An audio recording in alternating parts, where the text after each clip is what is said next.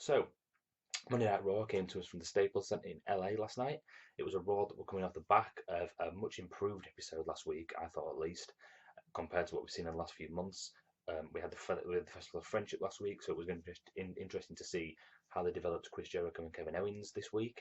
As well as that, we saw Bayley win her first women's championship. What was going to happen there? Obviously, we're going into Fastlane as well. Fastlane being 2 weeks away. What was going to develop between Roman Reigns and Braun Strowman at the moment, that match is not something I'm particularly looking forward to. We got a bit of a tease of Samoa Joe versus Sami Zayn, whether we're going to develop that or whether that storyline was going to split off and go into some other rivalry. Obviously, one of the things I was expecting at Fastlane was Sami Zayn versus Chris Jericho for the United States title. That's not looking very likely now. However, yeah, going into this Monday Night Raw, I was looking forward to it. I stayed up for it live, something I haven't done for a long time, and I was quite excited for Monday Night Raw for the first time in a long time. So let's get on with the review. So we opened the show with Kevin Owens. It was the opening that I personally wanted. I was terrified that we were going to open again with Stephanie McMahon or with Roman Reigns or with Mick Foley, and I'm so happy they opened the way they did. Kevin Owens sat in the ring in a suit, there to explain himself. And what was great about it is he didn't mention Chris Jericho, at least not for the majority of the promo. He talked about Goldberg and he built towards his fight with Goldberg, and I thought it helped the feud with Goldberg. It helped the fight, the big fight feel for those two. And he got an excellent promo. A lot of people saying he's going back to the old the Kevin Owens we saw on NXT, where he just came to the ring and destroyed people for fun. We saw him do it against Sami Zayn several times on NXT, and it's fun to see Kevin Owens back in that super major heel role that we look forward to seeing him so much. Recently, he's been not a joke, but very tame, very scared of everyone, a heel that runs away, whereas the Kevin Owens in NXT doesn't run away. He faces problems head on, he deals with them, and he beats people up. And it's nice to see that they're possibly going back to that exact character. He ended the promo, but I thought in a great way, saying Goldberg, you like to say people are next. Well, Goldberg, you're nothing. I thought that was fantastic. There were a couple of other good lines he had in there. I thought it was a great way to close up. And then before we left, he said, and on Chris Jericho, and then just dropped the mic and got the hell out of the ring. I thought that was perfect. From that, I didn't expect to see Chris Jericho on the rest of the night. We didn't see Jericho, and I'm hoping we now don't see him until Fastlane, when hopefully he interrupts the match against Goldberg. Now I'm hoping two things happen at Fastlane. One, like I said, Jericho interrupts and costs Kevin Owens, or two, they have an angle where Lesnar comes out and also costs Kevin Owens so that he can face Goldberg for the Universal title. So obviously Lesnar will come out, everyone will think he's going to cost Goldberg the match here, and he actually costs Kevin Owens it so he can face Goldberg for the Universal Championship at WrestleMania. I think those two will be fine as long as Goldberg doesn't win clean, because I don't want Kevin Owens to be tainted in any way or just be shot down, especially after such a strong promo last night. But yeah, Kevin Owens opened the show. Great way to open the show, in my opinion. It was looking good straight off the bat. Next up, we had a number one contenders match for the tag team titles, currently held by Luke Gallows and Carl Anderson of the club. It was Sheamus and Cesaro versus Enzo and Cass. Now, Enzo and Cass are a tag team that when they first drafted, looked very, very, very strong. They were kind of the tag team that everyone expected to be tag team champions, not before too long, but it never happened. WWE held back on those being champions. They had a couple of shots against New Day, but it never materialised into a title run. So maybe this was going to be the opportunity to do that, but at the moment, in my opinion, when they first started, they've lost a lot of steam. So it was going to be interesting to see what kind of match they could put together with Sheamus and Cesaro. And the match itself, it was a good match. It was a great little match between the two tag teams. They put on a good match. There was no kind of messy spots. Everything felt clean. The finish was good enough. Enzo and Cass picking up the win. Interestingly, I'm not sure what they're going to do with Sheamus and Cesaro now. I can't picture in my head a feud that's going to happen now with Sheamus and Cesaro unless they go down the splitting them up angle.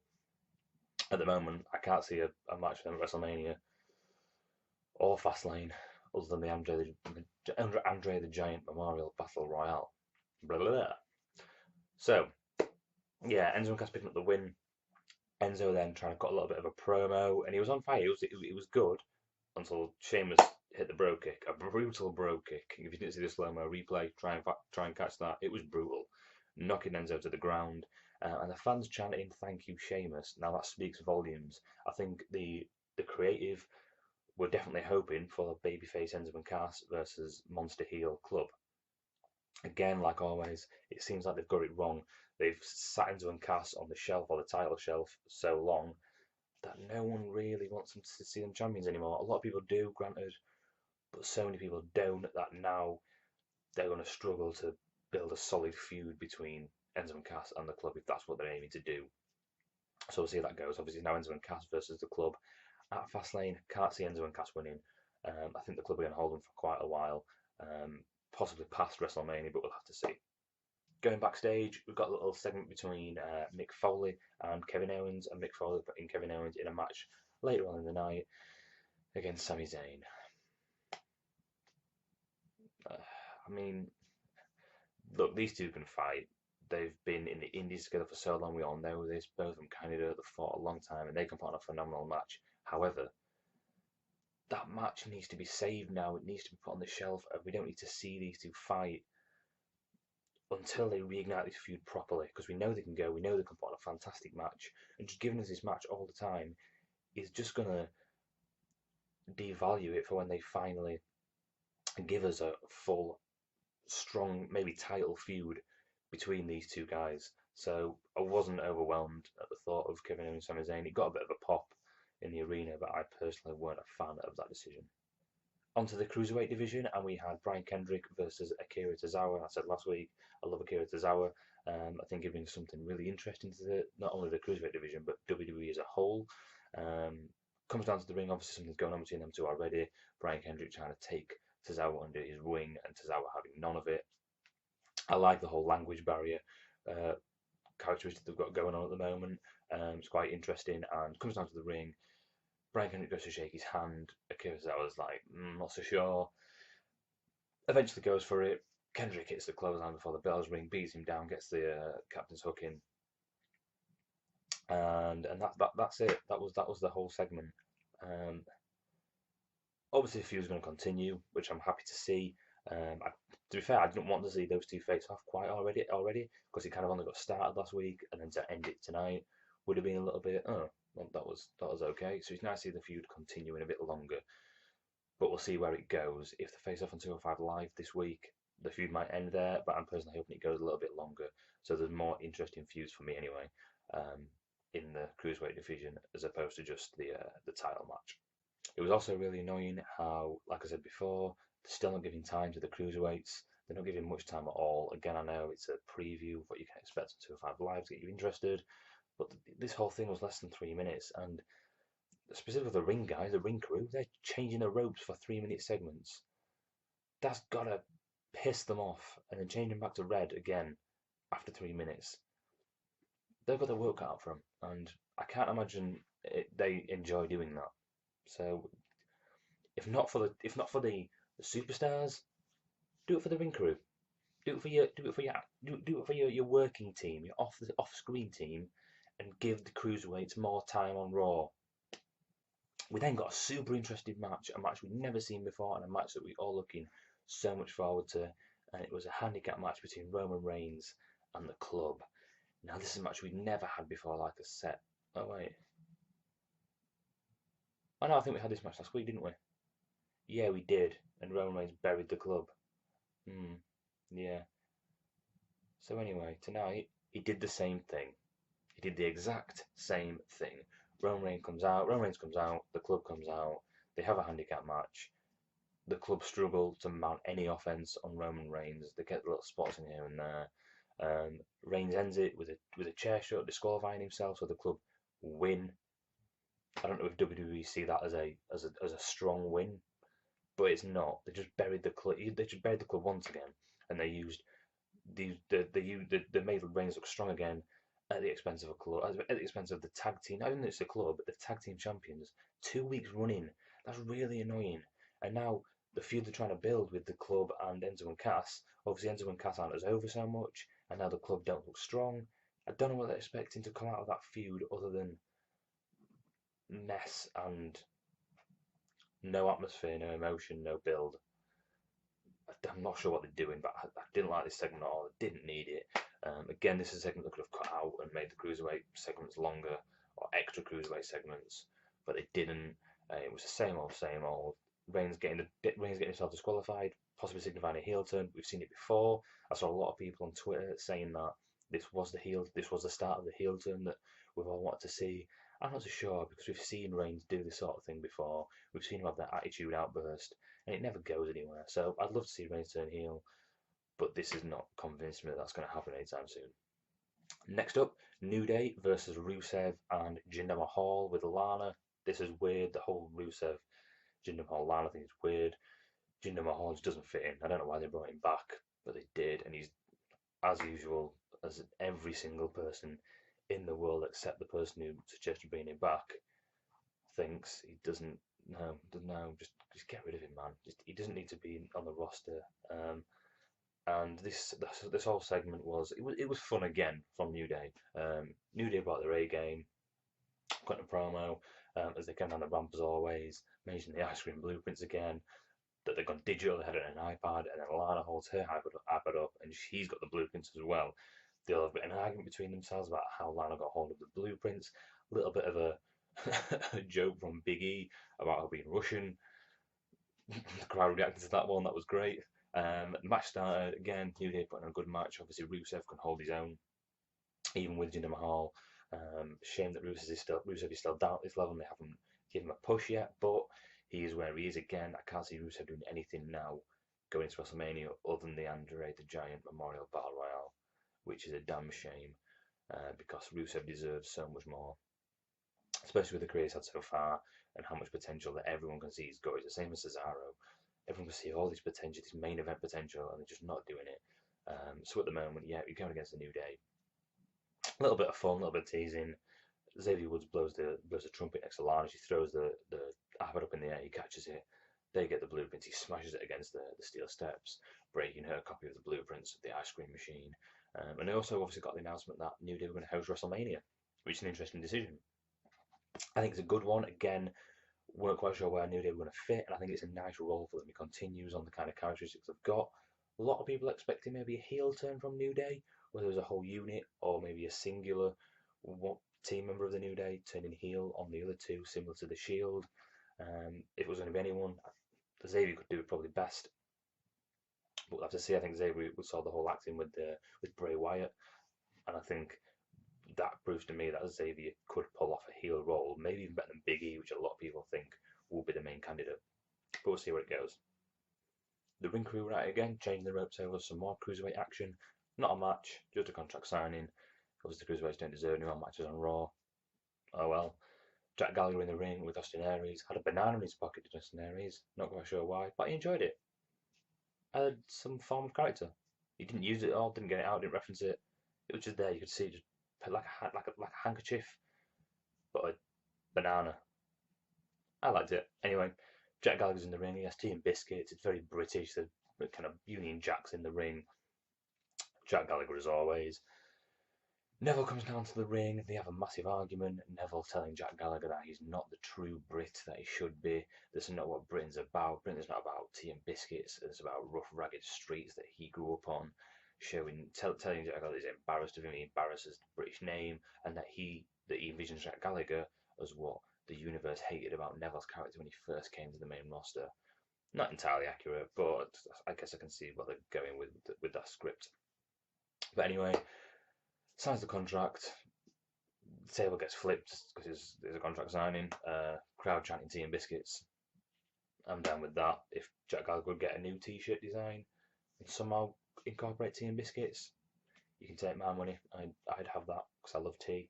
I was a bit upset with Neville that he tossed the table and ruined the pot of tea. Don't like Neville as much anymore for doing that. It continued the narrative, continued the storyline, and going into this feud. I mean, I'm looking forward to this match. Can't see Jack Gallagher winning, really. I think Neville will go into WrestleMania with the title and possibly face Austin Aries, as has been rumoured. But for now, I'm happy with that match at Fastlane for Neville versus Jack Gallagher because I know these guys can put an interesting match, especially with the mix of characters, the mix of abilities. Obviously, they're both very strong, but not similar styles, but different styles at the same time because no one's quite like Jack Gallagher. So I'm looking forward to that match personally. Squash match next because we haven't seen enough of those from Nia Jax. Ever since she came to the main roster and drafted to Raw, The other we've seen, aside from a couple of feuds with Sasha Banks, we just had squash matches, and we got another last night. I'm not sure what they're doing anymore with these squash matches. We get the point, and I feel like they think they're making her look strong, but I don't buy that. I think they're struggling to do something with her, so they're just giving her squash matches until she gets something to do. I'm not a fan of Nia Jax. The matches are short and sweet. They just are what they are, and they're not that entertaining. You can see it coming. A match with Sasha Banks wasn't fantastic. Meltzer giving that like a 1.5 star or something like that. It wasn't great. I can't see Nia Jax ever putting on a singles match. That's phenomenal. I might be wrong, and I hope I'm wrong. I hope she can prove me wrong, but for now, I can't see it. Again, squashing opponents in kind of a minute, and then cutting a little interview in the ring, staying her interest in the in the women's championship, putting Bailey and Sasha Banks on notice. That's yeah, I suppose so. Yeah, why not? Because she's beaten loads of hardly even indie wrestlers, so she deserves a women's championship match.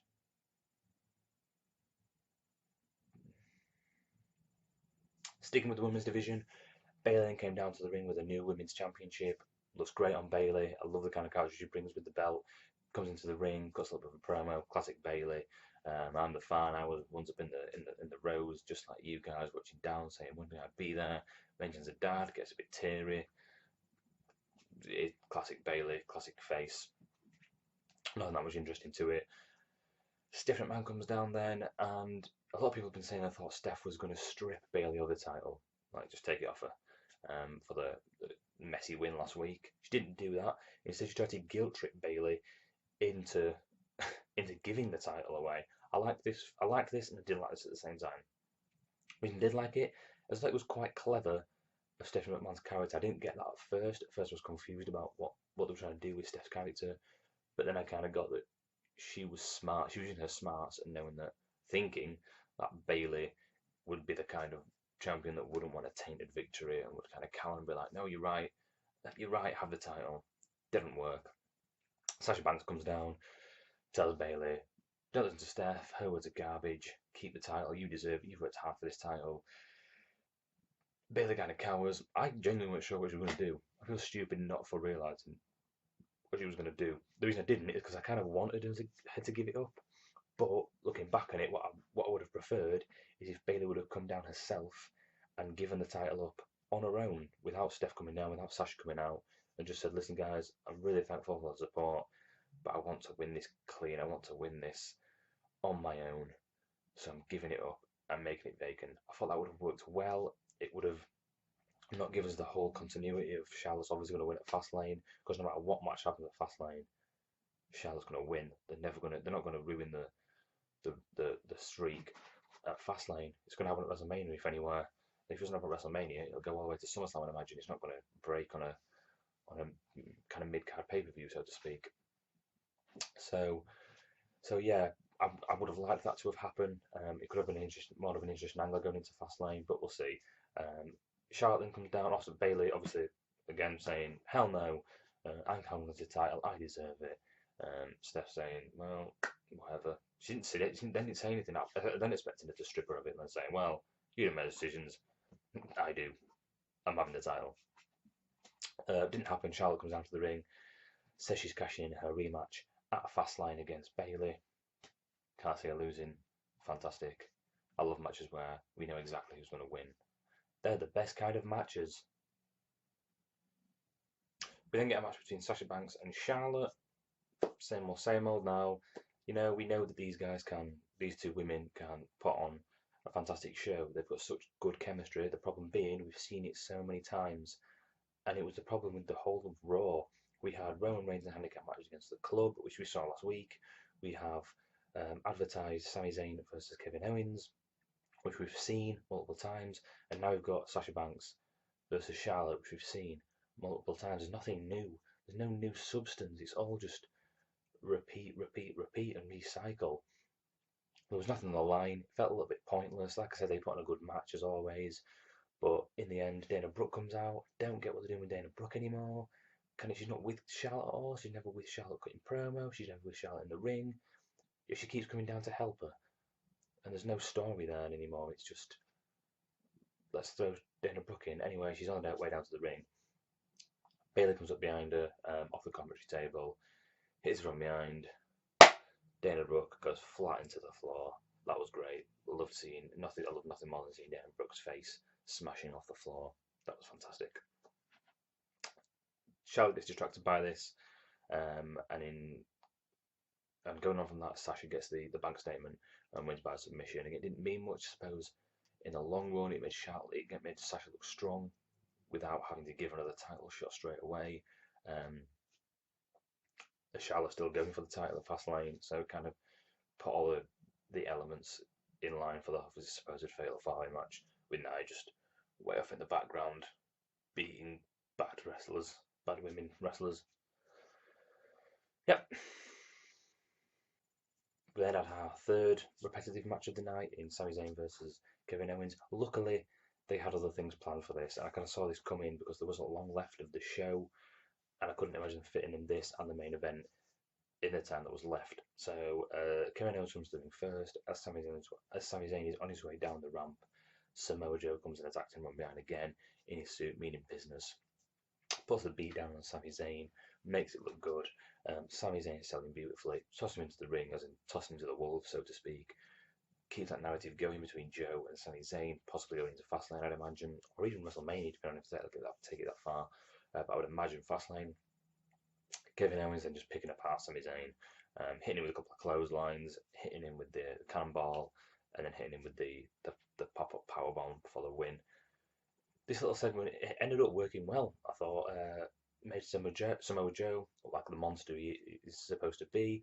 It made Sami Zayn look like the poor underdog that we want to cheer for and like give him a break. And it made Kevin Owens look like a dick because Kevin Owens is a dick, and it made him look like thanks for beating up Sami Zayn. I'm going to continue beating him up and get the win. Why not? We then got a little interview backstage between Paul Heyman and Brock Lesnar and Michael Cole. Interview didn't last long. Michael Cole getting pushed out. Brock Lesnar getting in the chair and staring the camera right in the face. He was like, here, looking really mean and ready to go. While Paul Heyman was like behind him, but then kept popping to the side. You could see him. It was weird. Yeah, classic Brock and Heyman. Let's just say Brock. Classic Heyman promo. That was what it was. Building the feud with Goldberg. Going into mention Fastlane and the Universal title, but going into WrestleMania, which leads him to believe that something is going to happen with Brock at Fastlane, but we'll have to see. Finally, we had the main event as advertised: Braun Strowman versus the Big Show. Now, like I'm assuming most people wasn't looking forward to this at all. You know, we got Mark Henry versus Strowman last week. This felt like much of the same. I wasn't looking forward to this match at all. And there was from when I was sitting, there was only about 5 to 10 minutes left, so nothing amazing was going to happen. Miraculously, these guys put on a great match. It was a great match for those two, and a lot of people have been backing Braun Strowman. A lot of people have not understood the backing of Braun Strowman, saying he's never going to work in the main event scene. This proved he maybe could. Even pulling off the kip up or the nip up, whatever you want to call it, which took a lot of people by surprise, pulling out the old HBK moves. Again, hitting the drop kick later on, showing some great athleticism. Bit of a botch at one point when he first went for the power slam. Big Show kind of falling over the rope, and Strowman having to kind of lift it back up and kind of hobbled into the power slam. But that was literally it. The rest of the match was solid. Even Big Show put in a good performance. There was no please retire chance, which is great to see from Big Show. I can imagine it won't much longer till he does retire. But if he can keep putting on matches like that, I don't have a problem with him sticking around. So that was the main event. Strowman picking up the win after a couple of near falls. Strowman kicking out of the knockout punch and the choke slam. Big Show kicking out of the hobbling power slam. So a couple of great near falls. Strowman picking up the win. Instead of his music hitting, whose does? Roman Reigns. Because you can't have a main event in Raw without Roman Reigns. He comes down to the ring, tries to get the better of Braun Strowman. This was heelish again. I thought so far on Raw, Reigns had won a handicap match via won a match via disqualification, and two, tried to attack his opponent after the match when he was weak. Two rather heelish actions. Again, they still hasn't going to pull the trigger on that, but it does feel like they're possibly aiming towards that in maybe 17 years' time. But we'll see. Doesn't work anyway. Strowman gets the better of him again. Hits him.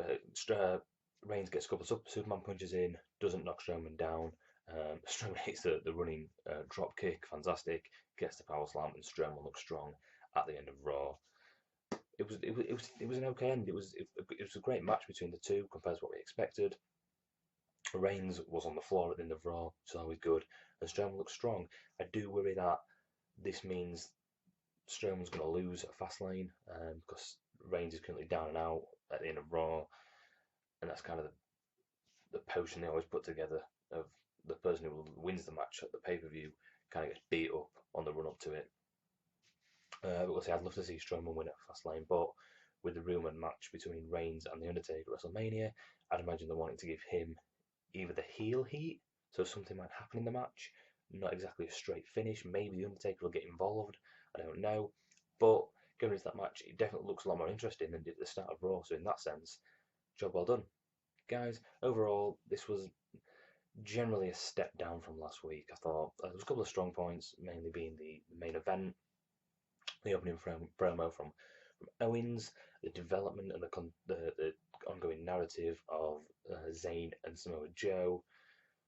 Other than that, everything else felt very, again, as usual for Raw, not needed, unnecessary fillers, not needed unnecessary fillers, and that is what Raw has become, just recycled fillers, and it's a shame because you can tell that you can tell that substance is there.